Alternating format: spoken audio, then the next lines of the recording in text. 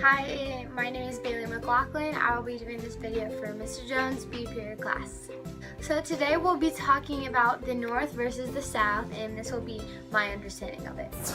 Okay, so about geography in the North, for the weather, they have really cold winters and short summers, while the South has mild winter, so it's not as cold as the North, but it has long, humid summer. The North has like thick forests of spruce, where the South has forests as well, but I think North Carolina collects pine for lumber, while the North is uses deforestation so they can clear out area for farming, because they have good soil over like wide plains because of these rivers that deposit rich soil. So I think it's called the Central Plains, where they have the best agricultural soil. The South has the Appalachian Mountains, as well as broad and like wide rivers that are easy to navigate through, and they also have good farmland. Let's talk about economy. Anyway, so the North are the big like inventors, like it's all the inventiveness. They had the Industrial Revolution. They're all about manufactured goods, like using steam-powered machinery. It's more plentiful. They were cheaper, but it was also a great source of wealth for them. And they supported a strong national government so that the government could support manufacturing, trading, and transportation.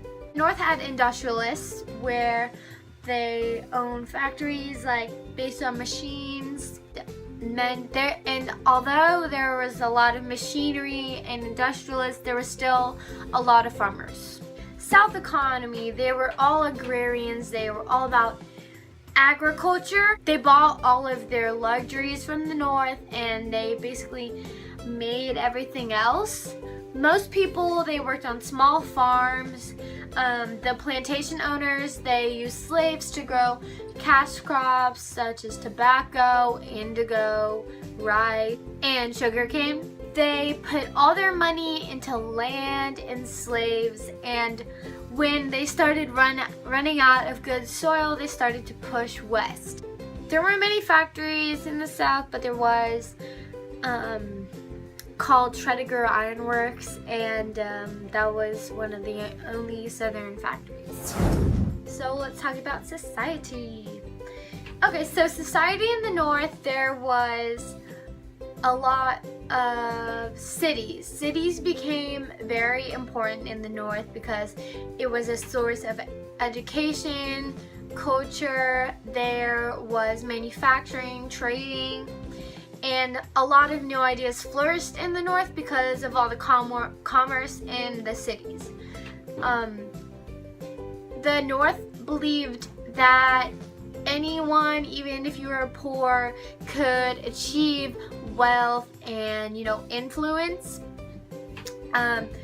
They were against slavery, and African Americans were free, but they weren't treated equal to white people. They weren't allowed to go on juries, white church, white schools. So the African Americans created their own churches. Immigrants, they flourished in the South, and although the Northerners did sort of resent the newcomers, they did give them opportunities. In the South, most lived on farms. They still measured wealth in land and slaves, and there was only a small majority of African Americans that were free, but really they weren't allowed to live with whites. They had to pay taxes like more than anyone else. And they had to wear special badges that singled them out from everyone else so that they would know. And they had a very rigid social structure, as you can tell.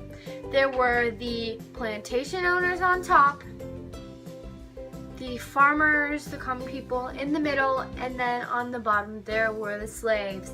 Most of the African Americans were slaves, and they became cooks, field hands. Most of them were field hands, nursemaids, house servants, blacksmiths. Those white families actually owned land. The white people, they often got work as servants, laborers, craftsmen. Only a few cities were actually trade centers, unlike the North, where most of their cities were their trade centers. Transportation in the North. The North tried to build new roads, but that was vetoed, so they did make canals, which were a cheaper form of transportation. For example, the Erie Canal. In about, I think, the 1840s, there were steamboats, which cut ocean time nearly in half, so it was easier for the Northerners. It also kind of urged Northern trade forward. But then there were steam-powered locomotives, so trains, which traveled faster than steamboats, and it became the North's biggest business. By 1860, there was more than 20,000 railroad tracks connecting cities together. So transportation in the South. So the people and all their goods still moved on rivers because most southern towns were located on waterways anyways, so there wasn't really a need to build canals or roads. The South did have railroad tracks, but it was only about half of the North, because the North had 20,000, they had about 10,000 miles of rails of tracks, so they did use locomotives, but not nearly as much as the North.